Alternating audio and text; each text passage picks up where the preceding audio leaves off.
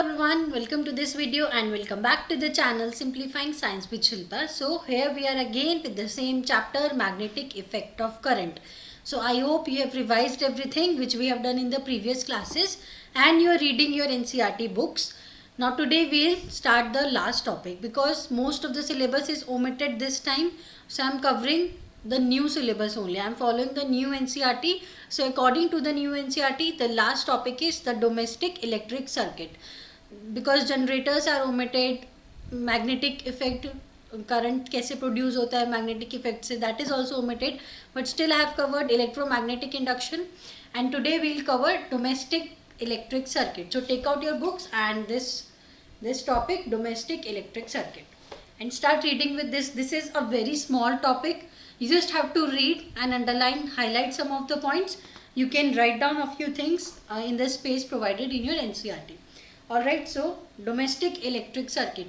So as you all know that हमारे घर में जो इलेक्ट्रिसिटी प्रोवाइड होती है वो बहुत बड़े बड़े सप्लाई लाइंस होती है. जो गवर्नमेंट हमें एक स्पेक्ट्रम होता है उनमें सप्लाई लाइंस होती है डिफरेंट वॉट्स की पावर की, तो उसके थ्रू हमारे घर में सप्लाई लाइन आती है. आप सबने देखा होगा आपके घर के बाहर एक मेन स्विच होता है जिसमें बहुत सारी एमसीबीज होती है जिसके थ्रू पूरे घर में सर्कुलेट होती है इलेक्ट्रिसिटी. तो वही हमें पढ़ना है, डोमेस्टिक इलेक्ट्रिक सर्किट. जैसे हमारे घर में इलेक्ट्रिसिटी कैसे फ्लो होती है, कौन सी वायर किससे कनेक्टेड होती है. आपने सुना होगा अर्थिंग होती है हमारे घर में, एक न्यूट्रल वायर होती है, रेड कलर की वायर होती है, ब्लैक कलर की वायर होती है, उस सब के बारे में हम पढ़ेंगे.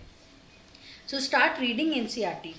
In our homes, we receive supply of electric power through a main supply, also called mains, either supported by overhead electric poles or by underground cables. तो देखो आप सबने बाहर देखा होगा, आप सब अपने घर के बाहर देख के आना ज़रूर. एक मेन सप्लाई होती है जहाँ से आपको पूरे घर में करंट ट्रांसफ़र हो सकता है. तो ये दो जगह से हो सकता है, या तो जो पोल्स लगते हैं बड़े बड़े ओवरहेड पोल्स से हो सकता है, या फिर अंडरग्राउंड केबल्स होती है उनसे हो सकता है. दोनों तरीके से पॉसिबल होता है. One of the wire in the supply, usually red insulation cover, is called the live wire or the positive wire. तो देखो different colors की वायर होती है. First wire है live wire, or you can say positive one, which is red in color. You have to learn the colors along with the wire name. This is red in color. This is live wire, or you can say positive, which is red in color. Live wire, positive, red color. Next one is another wire with black insulation is called the neutral wire or negative wire. Live wire, neutral wire or negative. This is the black one, black in color. So just check out in your homes also. You will see the wires red in color. With wire which is live, it will be red in color. The wire which is black in color, it will be a neutral wire and negative. Live wire red, neutral wire black in color, and neutral wire is negative or negative. In our country, the potential difference between the two is 220 volt. So in दोनों wires के बीच में potential difference कितना होता है? 220 volt.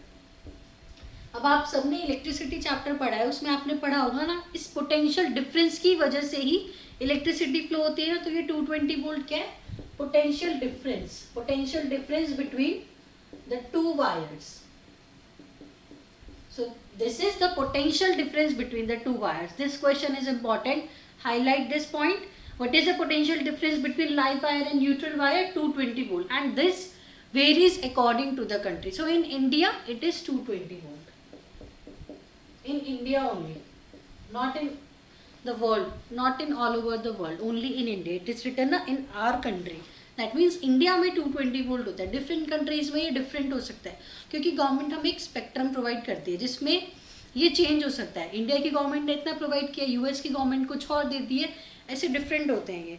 Eight the meter board in the house, आप सबने metre board भी देखा हो अपने घर में जहाँ पे यूनिट्स चेंज होती हैं daily. At the meter board in the house, these wire pass into an electricity meter through a main fuse. अब ये जो दोनों वायर्स हैं ये पास होती हैं through the main fuse. Through the main switch they are connected on the lines wire in the house. These wires supply electricity to separate circuits within the house. अब देखो यहाँ पे ना एक वर्ड आया फ्यूज. आपने जनरली सुना हो अपने घर में कि फ्यूज उड़ जाता है ना कभी कभी. तो फ्यूज क्या होता है, ऐसे एक इसके अंदर ना एक वायर होती है जिसका मेल्टिंग पॉइंट ना बहुत लो होता है। तो जब भी बहुत हाई करंट पास होता है ना, तो ये वायर बीच में से ब्रेक हो जाती है। अगर वायर ब्रेक होगी तो क्या करंट फ्लो हो सकता है? नहीं हो सकता।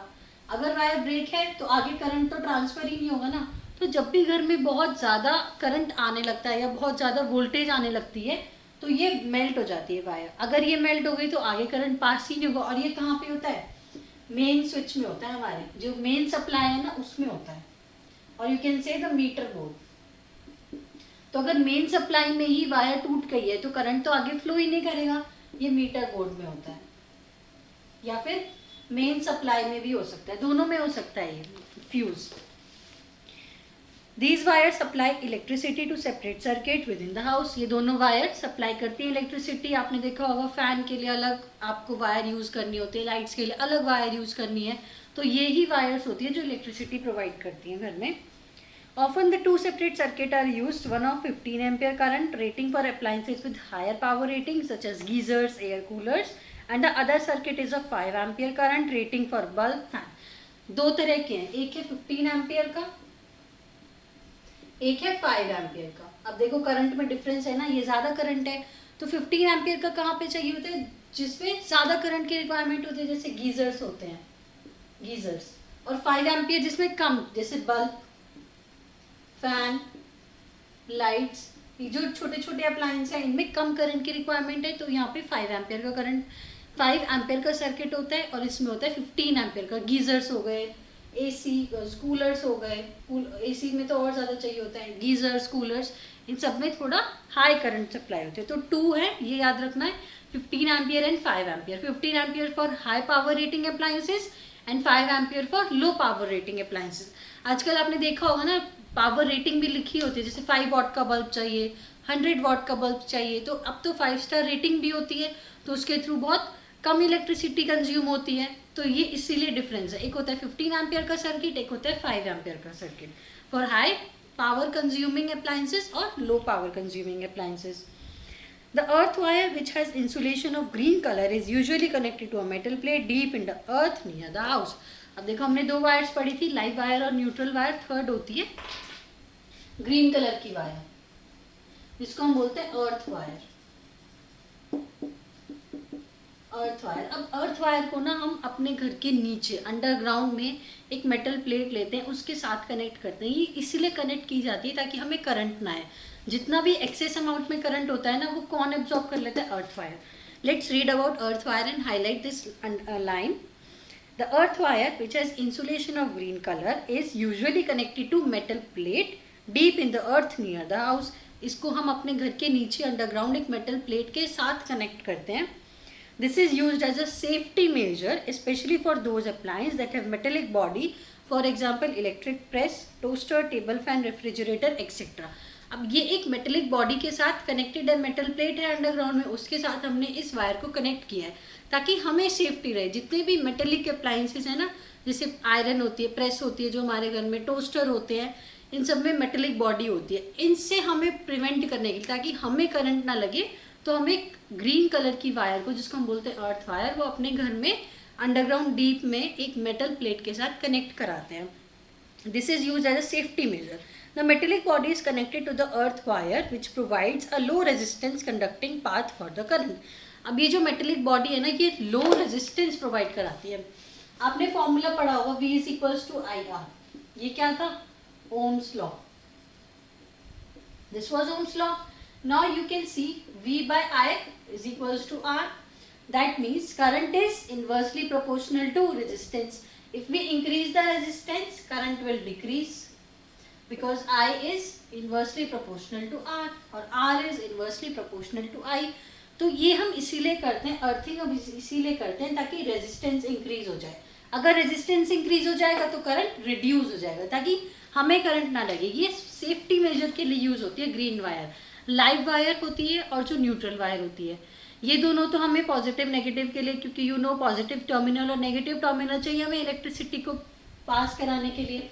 तो ये काम करती है पॉजिटिव टर्मिनल के लिए। जो रेड कलर की वायर होती है वो पॉजिटिव टर्मिनल का जैसे बिहेव करती है, और जो ब्लैक कलर की वायर होती है वो नेगेटिव टर्मिनल। और ये जो होती है ये सेफ्टी के लिए होती है, क्योंकि आपने सर्किट में देखा होगा ना जिसके कोई भी, तो एक पॉजिटिव टर्मिनल एक नेगेटिव टर्मिनल, तो पॉजिटिव टर्मिनल वाला कौन सा है, रेड, और नेगेटिव टर्मिनल वाली वायर कौन सी है, ब्लैक कलर की। और इसी के साथ एक ग्रीन कलर की वायर भी अटैच होती है, वो नीचे अर्थ में होती है, हमारे घर के नीचे अंडरग्राउंड में डीप में होती है, जो कि एक मेटेलिक प्लेट से कनेक्टेड होती है, ताकि जितने भी हमारे पास मेटेलिक अप्लायंसेज हैं जिनकी बॉडी मेटेलिक है उनसे हमें सेफ्टी मेजर मिल सके। कैसे मिलेगा, क्योंकि जो मेटेलिक अप्लायंस होते हैं जब हमने इसको मेटेलिक प्लेट से कनेक्ट कर दिया तो वो हाई रेजिस्टेंस देती है, अगर रेजिस्टेंस हाई होगा तो करंट रिड्यूस हो जाएगा। Just underline these points. The metallic body is connected to the earth wire which provides a low resistance. अब देखो ये जो प्रेस है, गीजर्स है, ये क्या शो करते हैं, इलेक्ट्रिसिटी का हीटिंग इफेक्ट। हमने पढ़ा था ना इलेक्ट्रिसिटी के दो इफेक्ट होते हैं, एक होता है हीटिंग इफेक्ट और एक होता है magnetic effect.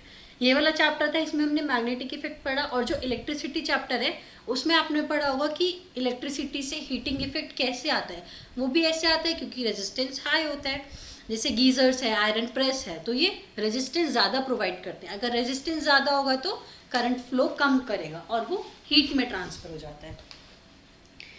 Thus, it ensures that any leakage of current to the metallic body of the appliance keeps its potential to that of earth and the user may not get a severe electric shock. तो ये जो user है उन्हें electric shock से prevent करती है।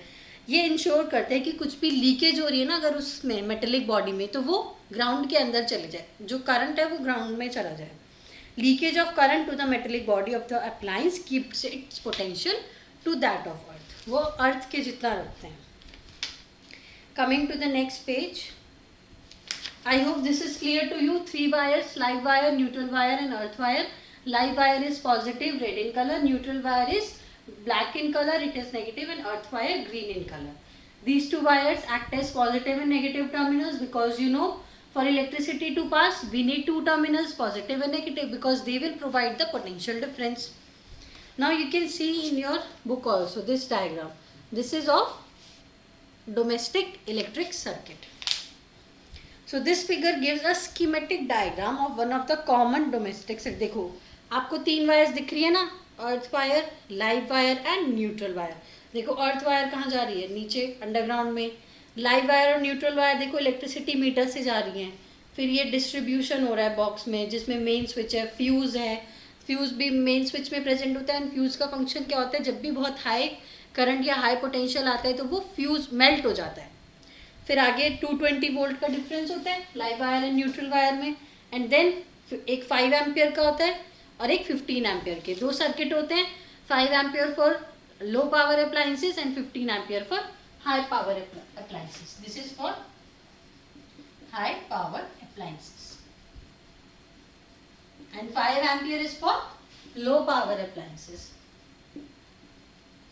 low power appliances. So if you want to take a screenshot you can, or if you want to note down anything you can. Yes, so in each separate circuit different appliances can be connected across the live or the neutral wire. हम बहुत सारे appliances को connect कर सकते हैं। आपने electricity वाले chapter में पढ़ा था, सीरीज में और पैरेलल में कॉम्बिनेशन होता है। सीरीज में जो हम दिवाली पे लाइट्स लगाते हैं वो सारी सीरीज में होती है। सीरीज में क्या होता है, अगर हमने एक बार स्विच ऑन किया तो सारी लाइट्स ऑन हो जाएगी। अब आप सोचो क्या घर में आप एक बार स्विच ऑन करते हो सारी लाइट्स ऑन होती है? नहीं, आपको डिफरेंट स्विच ऑन करने पड़ते हैं। अगर हमें हर चीज़ के लिए डिफरेंट स्विच ऑन करने पड़ रहे हैं तो वो होता है parallel combination. Like we have a different switch for fan, we have a different switch for AC, for cooler, for TV and for lights, we have different switches, so that is the parallel combination. So in each separate circuit different appliances can be connected across the live and neutral wire. Each appliance has a separate switch on and off, that means they are parallel. The flow of current through it, in order that each appliance has equal potential difference, they are connected in parallel. क्योंकि parallel में potential difference same होता है, series में current same होता है, तो हम parallel में क्यों कनेक्ट करते हैं, ताकि इक्वल पोटेंशियल डिफरेंस रहे। इलेक्ट्रिक फ्यूज, अब देखो फ्यूज वाला टॉपिक आ गया। Electric fuse is an important component of all domestic circuit. We have already studied the principle of working of fuse in the previous chapter in electricity 1. The fuse in a circuit prevents the damage to the appliance and the circuit due to overloading. जब बहुत ज़्यादा overloading भी हो जाती है ना, तो जैसे अगर फ्यूज़ नहीं होता तो सपोज आपने कोई टीवी ऑन किया हुआ है, फ्रिज ऑन किया हुआ है, तो उनको डैमेज से प्रिवेंट करने के लिए हम फ्यूज़ का यूज़ करते हैं। अगर फ्यूज़ नहीं लगाएंगे तो वो अप्लाइंसेस डैमेज हो सकते हैं।